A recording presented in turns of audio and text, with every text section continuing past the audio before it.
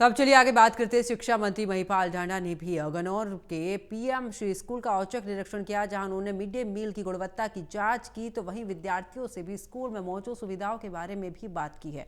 इस दौरान उन्होंने कहा कि किसी भी स्तर पर लापरवाही बिल्कुल भी बर्दाश्त नहीं होगी।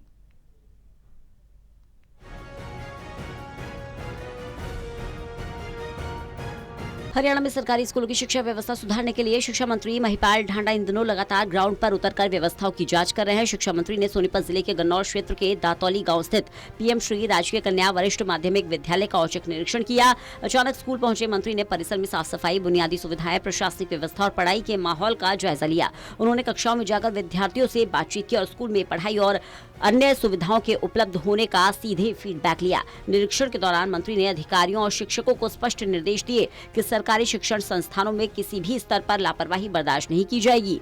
मगर ये स्कूल खाली सरकारी देखिए थोड़ी नहीं, जब तक समाज के हाथों में अपनी एजुकेशन थी ना, तब तक एक डॉट माफिक भी कमी नहीं थी। आज हमने एसएमसीज को मजबूत किया, इसीलिए किया है कि एसएमसीज में जो 15-20 लोग होते हैं, गांव के समाज के प्रबुद्ध लोग, हमारे टीचर्स, ये सब मिलते हैं और मिलके कहीं भी अगर कोई चूक है, कोई कमी है, उसको दूर करते हैं। और उसमें भी हमने अभी ये कह दिया कि 25 लाख रुपए तक का कोई भी काम होगा। इतनी बड़ी छूट ये नायब सैनी सरकार ने अब दी है कि कोई भी अगर काम है, कोई चूक है, तो वो एसएमसी करा ले, उसमें किसी के टेंडर करने की आवश्यकता नहीं। और 1 लाख रुपए तक के काम की तो परमिशन स्कूल को दे दी।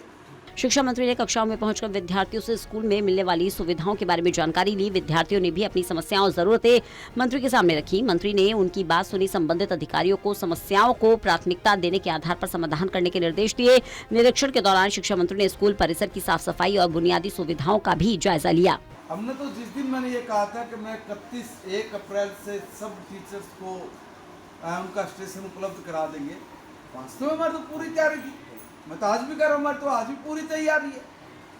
मगर कुछ ऐसे निर्णय हो जाते हैं और उसको भी पूर्ण कराने के लिए मैंने हर तरह का प्रयास किया। और इस बार मैंने तय करके अपने अधिकारियों को निर्देश दिया कि किसी तरह की चूक ना रहे, क्योंकि सब दुखी हैं, हमें भी जानकारी है। हमारे ही घर की बहन बेटियां जो 250, 300 किलोमीटर दूर जाके बैठी हैं। ऐसा नहीं है कि हम उनकी परवाह नहीं है या मुख्यमंत्री जी उनके बारे में नहीं चाह रहे। कुछ जगह सरकार को भी ध्यान में आ जाती है कुछ बातें कि भाई ये माननीय न्यायालय के आदेश है, उनका भी पालन करना बड़ा जरूरी हो जाता है।